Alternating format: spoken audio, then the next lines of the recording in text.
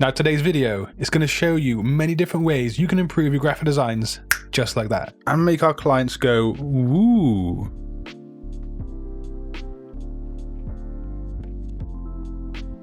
So this landing page is meant to be geared towards a photography type business.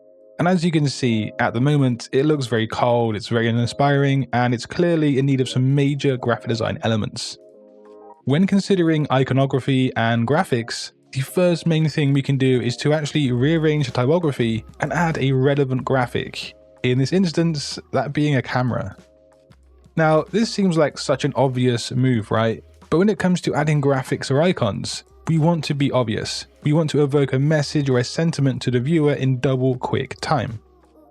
Now with the camera in place, we have no doubts as to what this page is all about. Then we can add a CTA in a different color to usher the viewer into a click funnel or just simply direct them to a sales page. This in of itself is actually an icon, but there is one more way we can improve this design in regards to icons and graphics, a very subtle addition. Instead of simply having the address in the bottom left corner as it is now, let's add a map location icon so it catches the viewer's eye and they recognize that this is an address faster than if it was just simply a line of text. So as you can see, icons help speed up recognition, they evoke a message or a story, and they make a design just look decent. This is why they're so important, but you need to make sure the icons or the graphics you use are relevant to your brief, the message, and the design as a whole.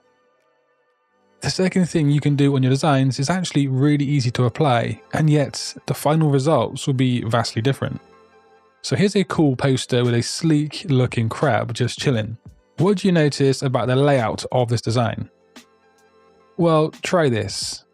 We might look at the main body of the crab and that orange title text, and then we might follow the long crab's claw down to the next line of text. The tip here is to use imagery, lines, or shapes to literally point to something else, and that's going to move the viewer around your design. However, this technique can be used in very graphic and crucial ways. This orange design utilizes some very clever techniques with movement gestures. Now we can assume this white graphic overlay is the logo of the brand for this design. And notice how the striking shape of it directs motion and movement up and down the design.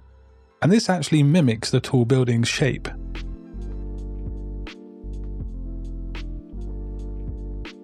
On these graphic posters, we can say that the page fold can direct movement. But what do you notice about the layout or the balance on these designs?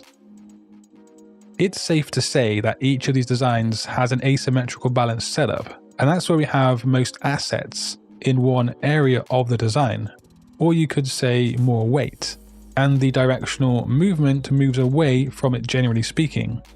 It then often leads to a CTA or a less populated area of the design, and this is a great technique to deploy on your own work. And here's another example with this Will Smith poster. And let's not mention that infamous slapping incident. Oh, that's hot. That's hot. But as you can see, a lot of the design's weight is at the top or to the mid section. And then we have some movement with vertical typography, his neck, his body, and that quotation mark.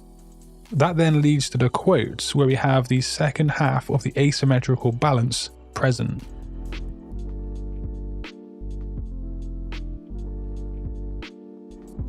The next way to improve your design isn't about adding anything. It's not about slapping graphics here, there, and everywhere. In fact, it's quite the opposite. We want to remove unnecessary aspects of our design, things that just have no purpose or which will cramp the design and confuse the viewer. For example, take a look at this landing page right here. Now, do you think this appears cluttered in any way? What things would you possibly consider removing from this design? So firstly, we can make the focal point just slightly less dominant so it doesn't cramp the design in general. And this is quite easy to do, and it still remains a dominant focal point, only now we have more space. Now, as much as this illustration in the top left is pretty cool, let's remove that as well. Then below that, this piece of copy text isn't necessary and it doesn't help the design in any way whatsoever. That looks pretty good, but you might have felt that the camera illustration did add something unique to the design. So we can use it, but just in a smarter way, including it in a smaller scale alongside the social media links in the bottom left. It's just a case of knowing what is needed, thinking about scale and white space, and just making the experience one that is smooth and comfortable for the viewer. Of course, it totally depends on your brief and the projects that you're working on. It is possible that your brief calls for a very hectic and chaotic layout, but in general terms, we want to remove things that don't belong. It's wise to save your design as a copy. You don't want to end up with trash canning half of your design and then having instant regret later down the line in the project.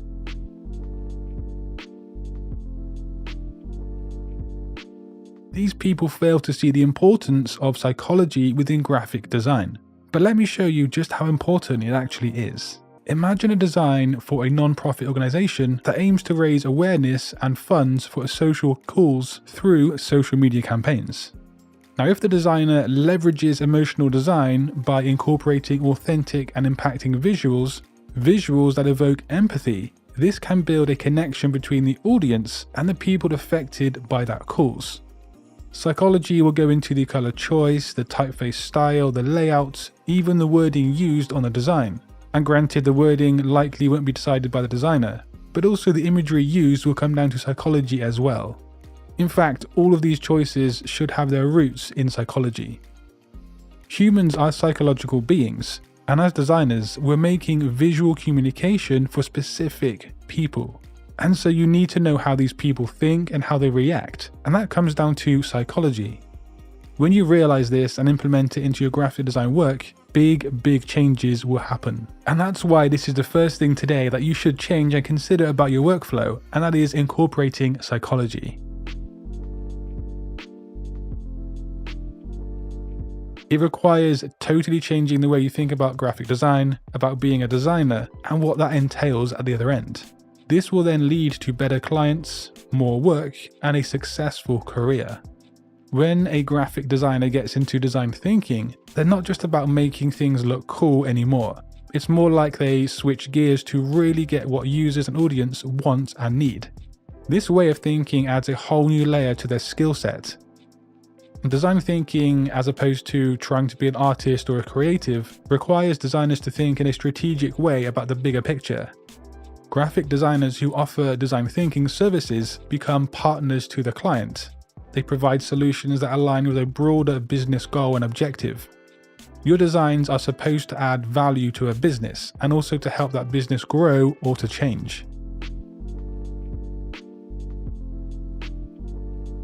The next approach is one for you Photoshop geeks out there. Making a design that is either shocking, jarring, or just weird through photomanipulation really captures attention in audiences. It doesn't have to be super high quality or use advanced techniques, as seen with this artificial leg advert. And yeah, let's briskly just skip over the typography at the bottom. God, I suddenly have a really sharp pain in my eyes. Jeez. Photomanipulation works so well because it's showing the audience something they don't expect to see and likely haven't seen before. This again makes it more memorable and more intriguing. You should be striving to make designs that create a response in your audience, but actually the correct response that you need towards the brief.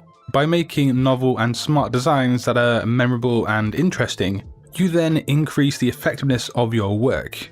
It also allows you to be creative and have fun playing around with design concepts, visual puns, and so on.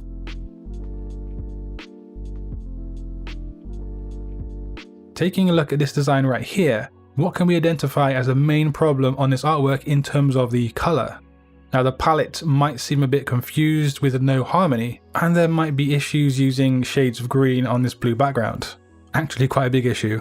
However, if we use the 60-30-10 rule and we put more focus on the base or the dominant color, less emphasis on our neutral colors, and finally we use a very small amount of accent colors to catch people's attention. In the first design, there were just way too many accent colors, and this can lead a viewer to become distracted or confused. We can even maybe drop the coffee mug down to this kind of very dark blue, and now your eyes really should glide over this design really freely as a viewer. Let's quickly step over to Adobe Color and extract the colors from each of these two designs. And it's obvious which palette is more appealing and more user-friendly. Hint hint, it's the second one.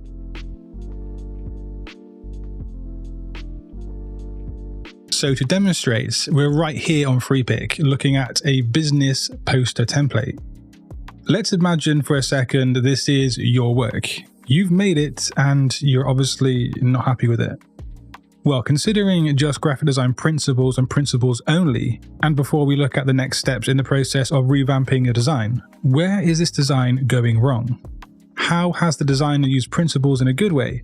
And where does the design fall short in terms of principles? Let's break the good news first.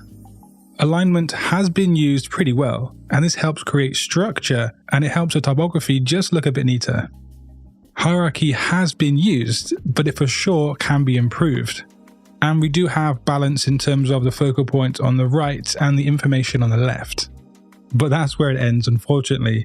And here's what I did to revamp this design using just some principles. And I felt first that the info and the design in general was just too cramped. So I moved things here to the right and the information to the left just a smidgen. So now we have more macro and more micro white space to play with, and that's going to just help everything else fit together perfectly. So there's no proximity at all in terms of the typography on the left. It was all just lumped together, making it a nightmare to read. So I broke things down into 3 distinct proximity groups. Then I realized there was no real emphasis on this design. For the most part, it was just white and orange. So adding in this blue gave some well-needed contrast, and it kind of gives the design a breath of fresh air, if that makes sense. I also wasn't too keen on the font choices, so I went for something more modern and digital, something that fits slightly more with this design message. But hey, if you want to further your graphic design education, just click one of those videos on screen. But until next time guys, design your future today. Peace.